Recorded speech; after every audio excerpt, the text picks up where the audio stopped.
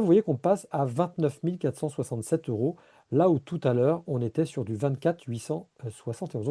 Maintenant, on va prendre quelqu'un qui aurait été un petit peu mieux conseillé, qui accepterait d'aller, par exemple, soit sur des contrats d'assurance vie, par exemple, ou peu importe, mais avec des frais d'entrée vraiment négociés et surtout des frais de gestion renégociés. Et là, globalement, ce que vous allez voir, là, je vous parle de contrats d'assurance vie avec des unités de compte à l'intérieur, mais peu importe le support. En revanche, puisqu'on parle d'ETF, sur les ETF, vous allez avoir plus souvent des frais d'entrée de 0,5% et des frais de gestion de l'ordre de 0,5%. Vous pourrez trouver moins, globalement. Et globalement, on repart toujours sur du 100 euros par mois, 100 euros par mois, 15 années. Mais là, on va partir sur du 6% par an, puisque ce qu'on nous vante, c'est de dire, sur les 10 dernières années, la bourse mondiale a fait plus 8%. Donc moi, je mets plus 6 déjà.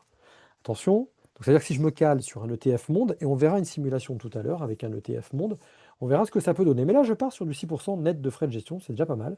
Et là, vous voyez qu'on passe à 29 467 euros, là où tout à l'heure, on était sur du 24 871 euros. Ça fait quand même un bel écart, hein.